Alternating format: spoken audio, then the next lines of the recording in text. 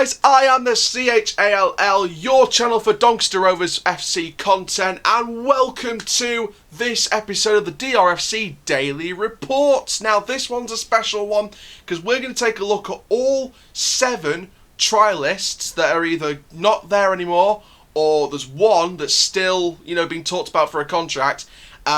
We know that Andy Butler's signed on a short-term contract. We know Ed Williams is signed on a 2-year contract.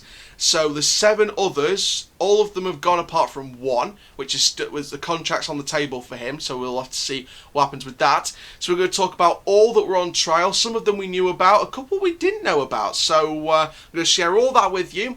We're also going to talk about Moore's recruitment going into the next few weeks. What's going to happen now, who we're looking to recruit. We're going to have a little press little press report on that, a little press conference on that.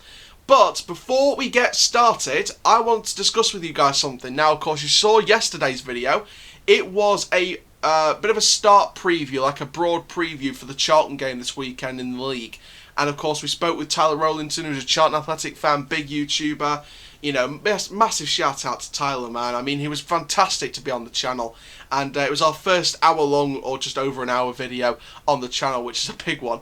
And, the support on that's been magnificent. I think one comment was, an hour video, I must be dreaming. So whoever that was, can't remember your name, I'm really sorry about that. But thank you very much for the comment about that.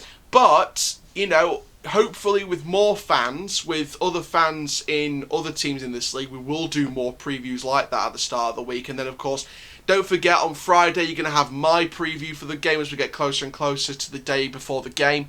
And that video will still be going off. This isn't a replacement to that on Friday. This is just like a broad preview and chatting to a Charlton fan. And we chatted a lot about the EFL as well in broad daylight. So, we were speaking about the EFL's treatment of clubs. We were speaking about the EFL's, fit for persons test, the fact that it's an absolute disgrace.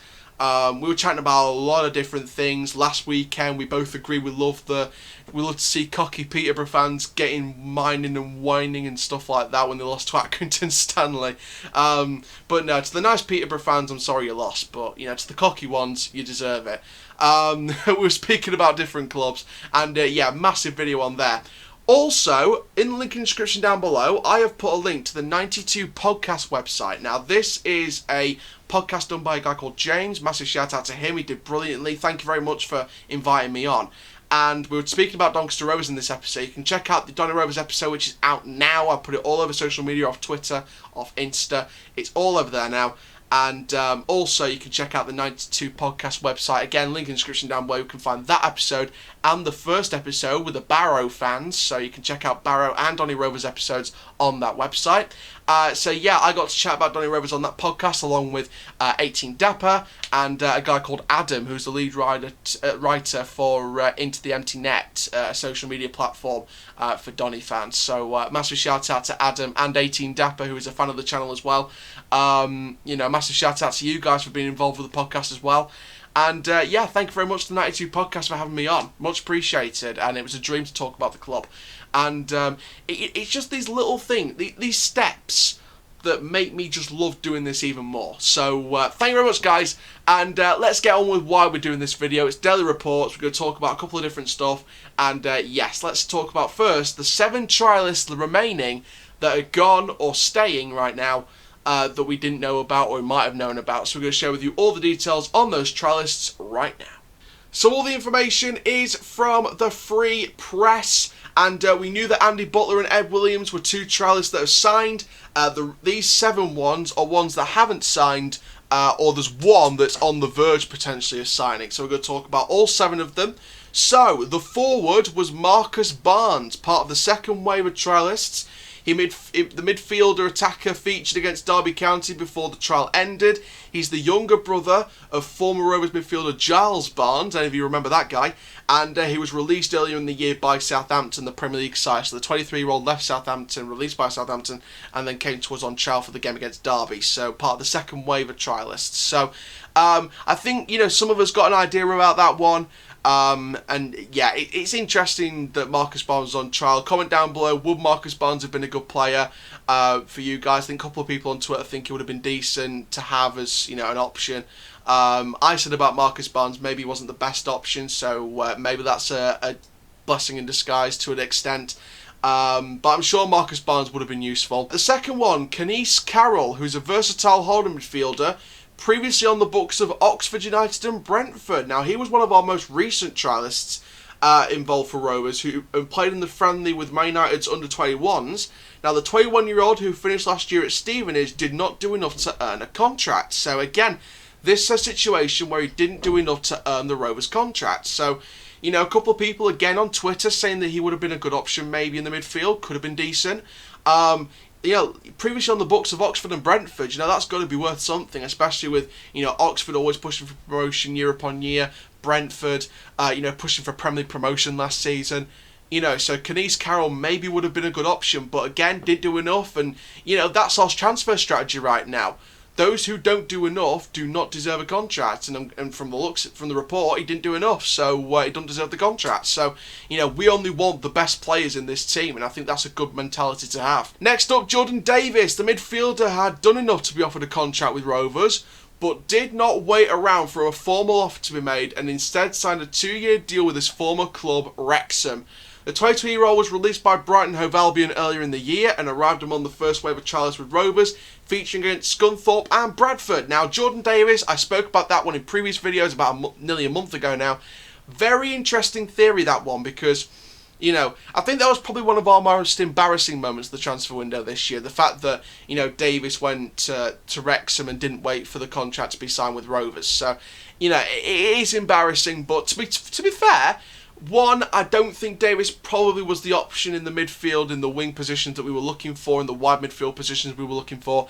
And as a second point, he's going to a Wrexham side that I think's either been taken over or about to get a takeover. Now, I think they've been taken over, so congratulations to Wrexham for that. And I'm sure Wrexham will definitely push for the Football League this season. But, you know, he can go to his boyhood club, he can try and perform the best of his ability there, and on a 2-year contract, so I think that's probably best for him to go to his boyhood club, you know, help Wrexham grow into the Football League again, because, you know, I was a young kid when Wrexham was last in the Football League, and I miss those days, because Wrexham, I'm sure, would be a good club, a good future Welsh club, possibly in the future could be on the same levels as Swansea and Cardiff, and, you know, could be ahead with Newport. So, you know, maybe we've got a new wave of Welsh clubs coming into England's top 4 divisions with Newport in League 2 fighting for promotion, I'm sure.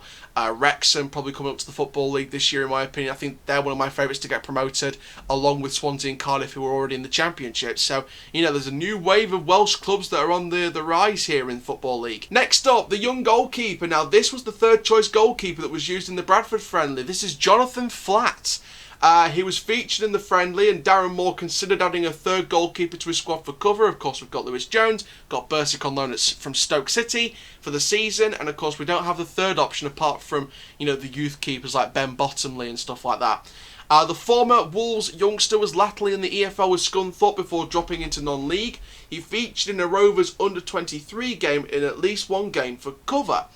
But again, it looks like we're not signing him. Well, it's pretty much clear from that report we're not signing him. So again, you know, I don't know. He let in goals when he came in the second half in that Bradford game. So, you know, maybe that wasn't the best option. But hopefully he'll go to a club where he can fit. Next up, and this one was a controversial one to many people, and that was Watu Kouate.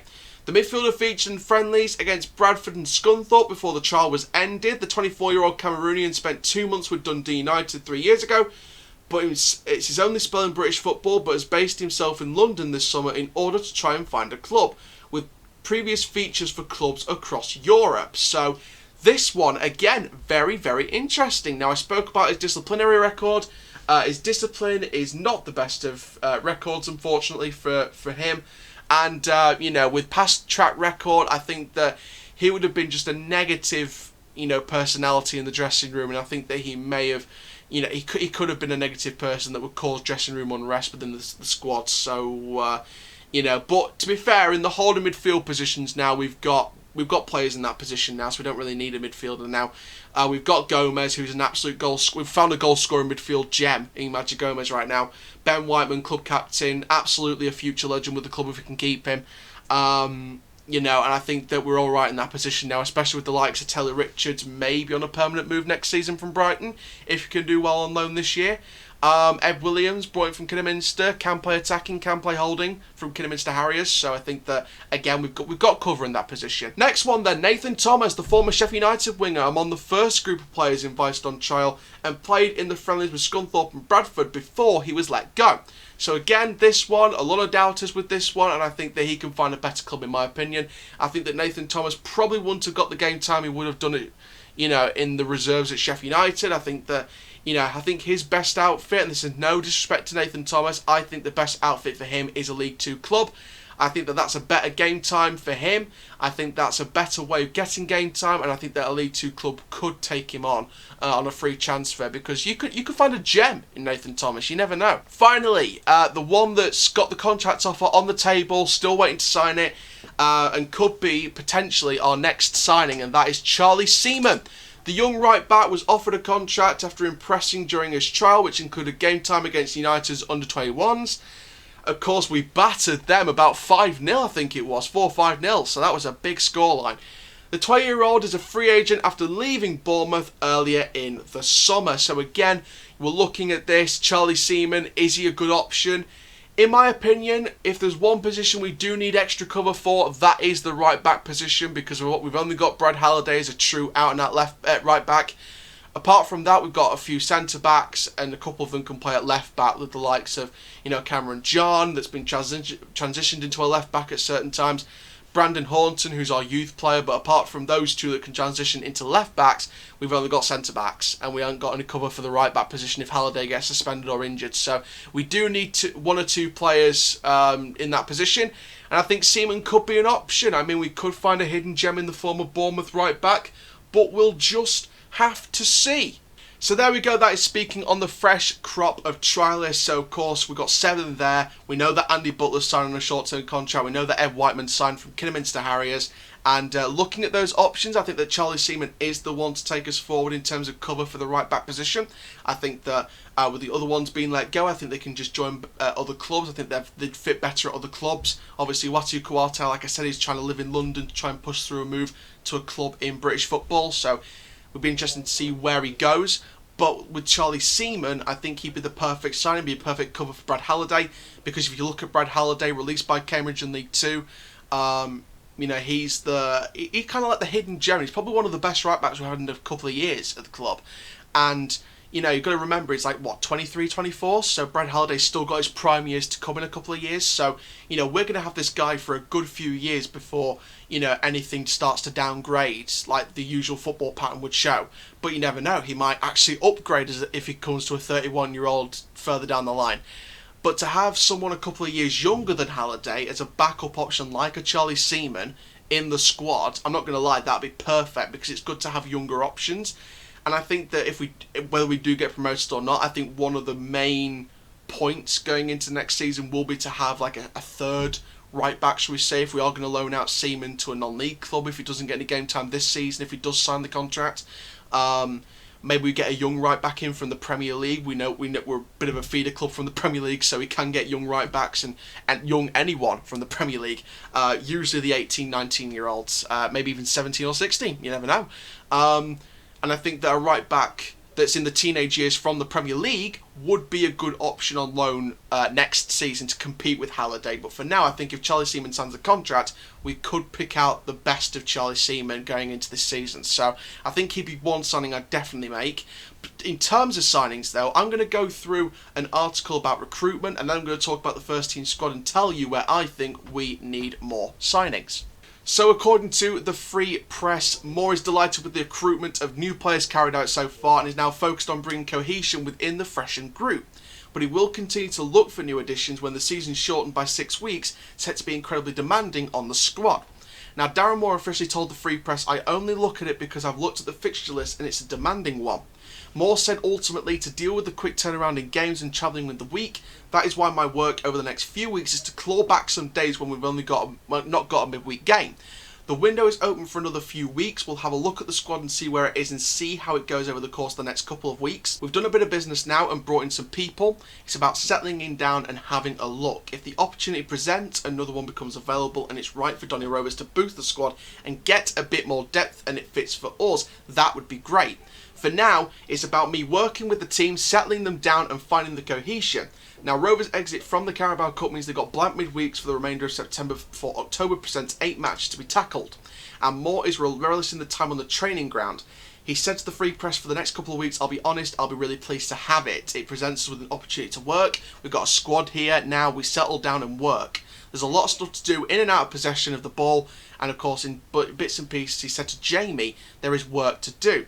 We'll identify that to the squad as individuals and units. So looking at the current first team squad, we've got 4 goalkeepers, including youth keeper Ben Bottomley. So we know, and obviously Ian Lawler's out on loan, but if he does sign a new contract, then we'll have 4.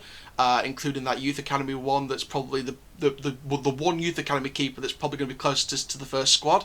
So technically we've got 3, but on a realistic basis we could have 4 if Bottomley decides to get promoted to the first team squad and Lawler does sign a contract, but realistically we're looking at 2.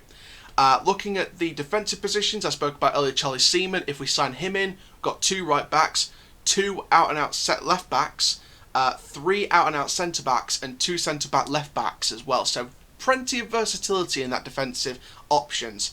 In terms of the midfield, we've got a right winger and a left winger, or midfielder, wide midfielders in Lakilo and Taylor. So obviously Tulloch can play on the wing as well, so that is a versatile and 2 out and out options.